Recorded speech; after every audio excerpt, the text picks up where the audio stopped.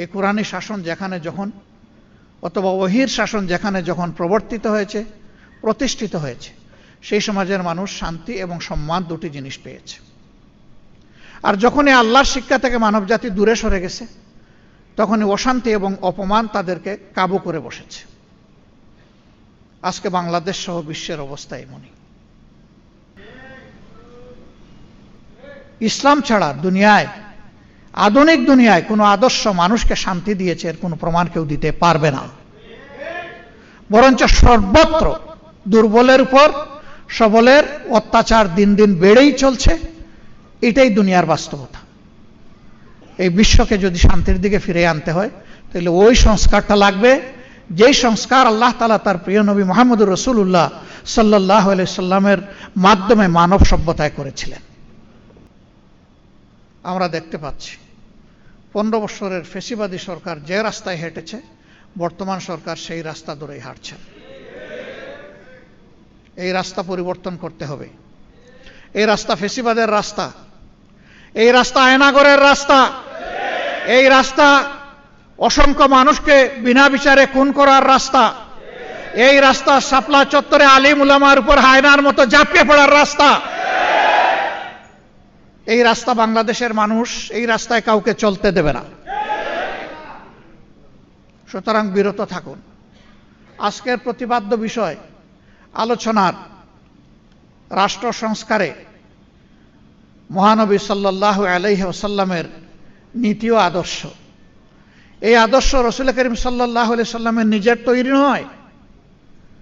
এই আদর্শ সিলেক্ট করে দিয়েছেন, তৈরি করে দিয়েছেন স্বয়ং আমাদের স্রষ্টা আল্লাহ রাব্বুল আলামিন।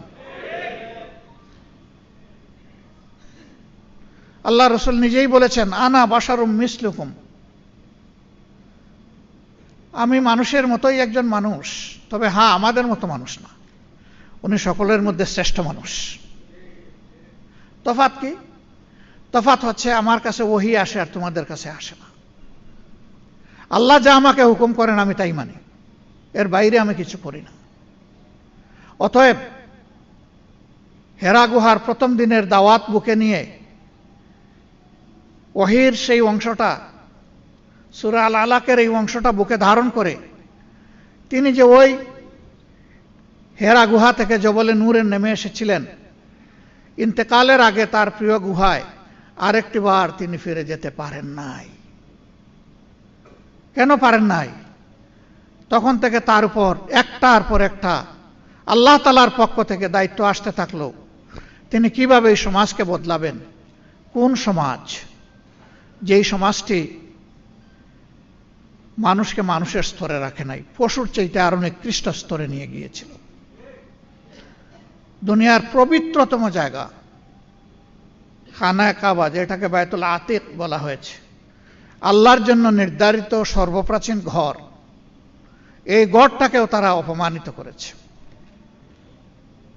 উলঙ্গ মানুষ, নারী পুরুষ ঘোরাফেরা করত, আর সেইটাকে আবার ইবাদতের নামে চালিয়েও দিত।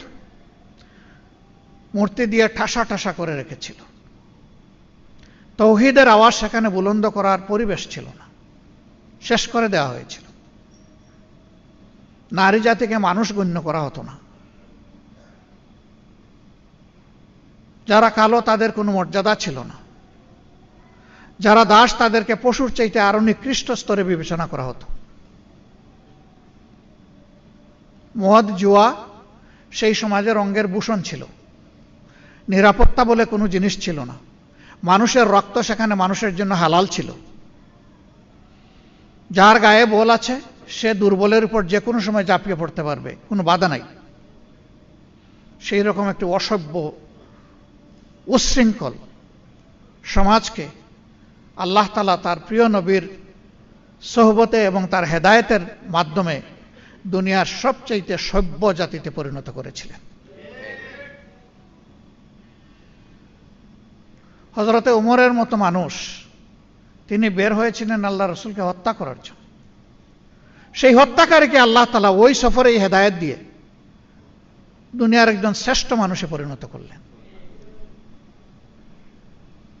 কোরআন শুধু মুসলমানের জন্য নয়, কোরআন শুধু মানব জাতির জন্যও নয়, কোরআন সমস্ত সৃষ্টির শৃঙ্খলা বিধানের জন্য। এই জন্য মানুষকে শুধু মানুষের উপর দায়িত্ব দিয়ে পয়দা করা হয়নি, মানুষকে পয়দা করা হয়েছে তামাম সৃষ্টির উপর শৃঙ্খলা বিধানের দায়িত্ব দিয়ে। তাই একটা অবুঝ প্রাণীর প্রতি একজন মানুষের কি আচরণ হবে সেইটাও কিন্তু আল্লাহ তাআলা শিখিয়ে দিয়েছেন, কোনো কিছু বাদ রাখেননি। এই কোরআনী শাসন যেখানে যখন অথবা ওহীর শাসন যেখানে যখন প্রবর্তিত হয়েছে, প্রতিষ্ঠিত হয়েছে, সেই সমাজের মানুষ শান্তি এবং সম্মান দুটি জিনিস পেয়েছে। আর যখনই আল্লাহর শিক্ষা থেকে মানবজাতি দূরে সরে গেছে, তখনই অশান্তি এবং অপমান তাদেরকে কাবু করে বসেছে। আজকে বাংলাদেশ সহ বিশ্বের অবস্থা এমনই। এখানে যে সংস্কারের উপস্থাপনা করা হয়েছে এটি হচ্ছে পূর্ণাঙ্গ সংস্থা, এটা আংশিক নয়, যেটার মাধ্যমে মানবজাতির মানবজগতের আমূল পরিবর্তন ঘটবে। রাসূলুল্লাহ সাল্লাল্লাহু আলাইহি সাল্লামের আন্দোলনটা ছিল মূলত সাংস্কৃতিক আন্দোলন, অপসংস্কৃতিকে বদলে দেওয়ার আন্দোলন। যে মায়ের জাতিকে মানুষ গণ্য করা হতো না, সেই মায়ের জাতিকে বসানো হয়েছে মায়ের সম্মানে। পিতার চাইতে 3 গুণ বেশি সম্মান দেওয়া হয়েছে তাদের। আজকের ঘোষক যখন বিজয়ী 2 জনের নাম ঘোষণা করছিলেন, প্রথম জন মুশফিকা সালসাবিল,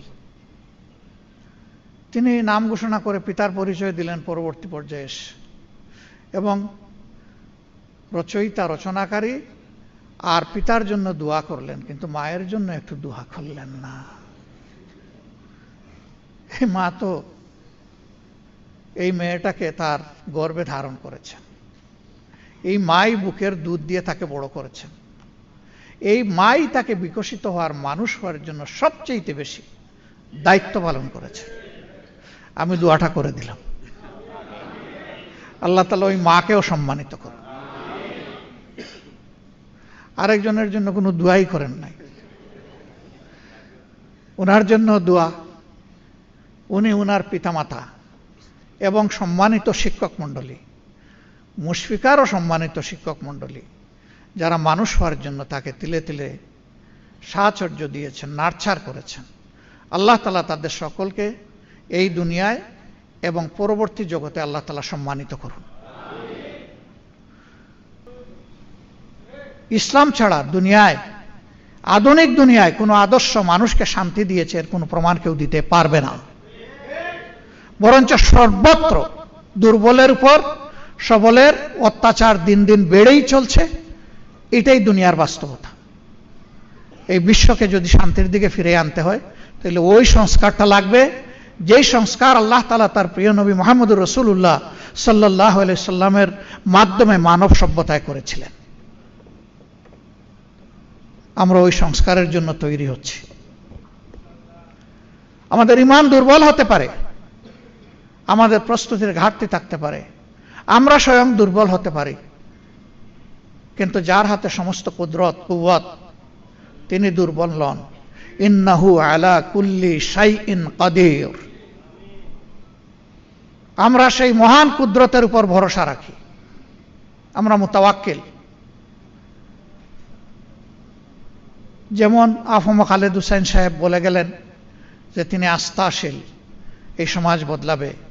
আমিও তার সাথে একাত্মতা ঘোষণা করে বলছি, আমরা গভীরভাবে আস্থাশীল, এ সমাজ বদলাবে ইনশাআল্লাহ।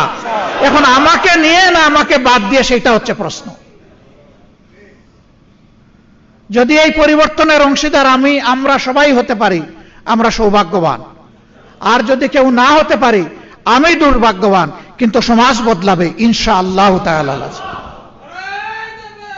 আমরা সেই লক্ষণ চতুর্দিকে দেখতে পাচ্ছি, সারা বিশ্বে আমরা দেখতে পাচ্ছি।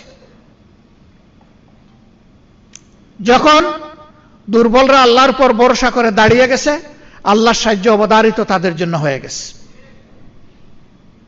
আমরা সেই আল্লাহর উপর ভরসা রাখি। সেই পরিবর্তনের জন্যই আসুন সবাই মিলে আমরা সমবেতভাবে প্রস্তুতি নেই একটা মানবিক সমাজ গড়ার জন্য, যেই সমাজে প্রত্যেকটি মানুষের মানবিক মর্যাদা প্রতিষ্ঠিত হবে, নারী পুরুষ নির্বিশেষে।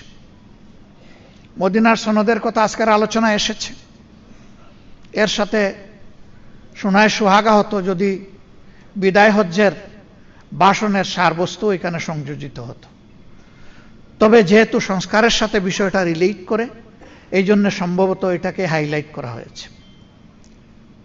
যেখানে কালো আর দল, যেখানে আশরাফ আর আত্রাফ, যেখানে আরব আর আজম, সব কিছুকে আল্লাহ রাসূল পায়ের তলায় ফেলে দিয়েছিলেন, সেই বিশ্বটাই আমরা দেখতে চাই। আল্লাহ তাআলা ওই বিশ্বটা আমাদেরকে দান করুন। এবং প্রিয় বাংলাদেশ, কোরআনের আলোকে আল্লাহ তাআলা রাঙিয়ে দিন, যেখানে দল মত জাতি ধর্ম নির্বিশেষে সমস্ত মানুষ শান্তি পাবে এবং নিশ্চিত নিরাপত্তা ভোগ করবে, যেখানে জাস্টিস সবার জন্য এবং সমান হবে, কারো জন্য এটি আর কারো জন্য ওটি হবে না, সবার জন্য সমান হবে। সেই দেশটাই আল্লাহর দরবারে আমরা, মহান আল্লাহর দরবারে আরজ করছি, আল্লাহ যেন আমাদেরকে সেই দেশটাই দান করেন।